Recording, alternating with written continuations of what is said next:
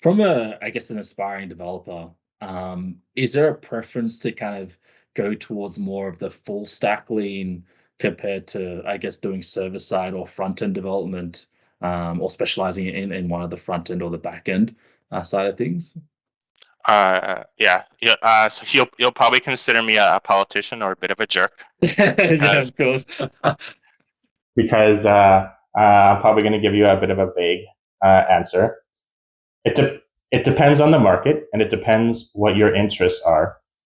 So the reason I say that is because a lot of the bigger organizations, a lot of the like Silicon Valley type locations, they're going to want a specific resource. They're going to want someone who is super awesome at X, Y, Z. That typically means you're siloed at, you're good at React, you're good at Angular, or you're good at some specifics back-end technology.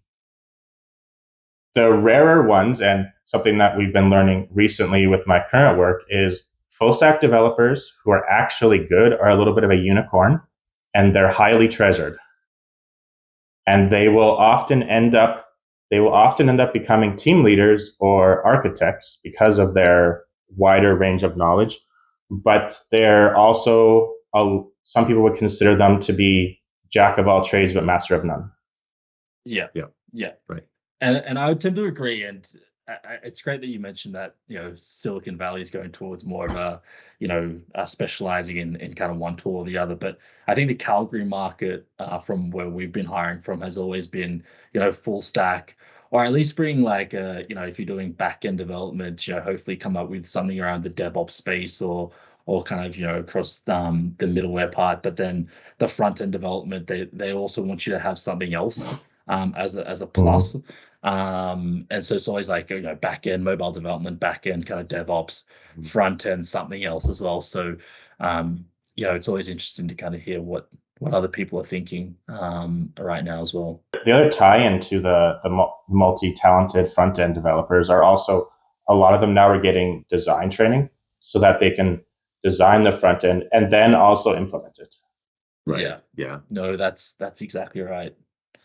Very cool. Very cool. Well, I guess this also ties into the other side of it. So there's the technical piece of it, but of course, with like remote work and now with AI and all that kind of stuff, uh, there's going to be some soft skills that are going to be a lot more focused on. Uh, Mhm. you're going to have developers that need to work well with not just their people manager, but their project manager or business analyst, working with their peers, working with their stakeholders. What type of soft skills do you tend to look for whenever you're interviewing candidates? So one thing I look for, or tried not to look for in terms of some aspects, are people who will give canned responses. So don't say that you have a great soft skill in learning and then that's it. If you're gonna give a very generic answer, back it up with something that's actually concrete. But in terms of just general soft skills, things like communication skills. As an example, being able to talk to someone who's non-technical by conveying it in a way that they'll understand.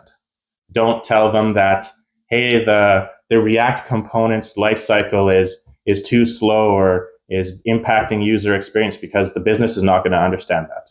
You need to convert it to business talk or to more layman's terms. The other thing that's becoming much more important, particularly for local resources, is leadership skills. And the reason I say that is because you're going to often end up with some more experience becoming a leader in terms of decision making on your team, mentoring people on your team, or even just being able to contribute to conversations.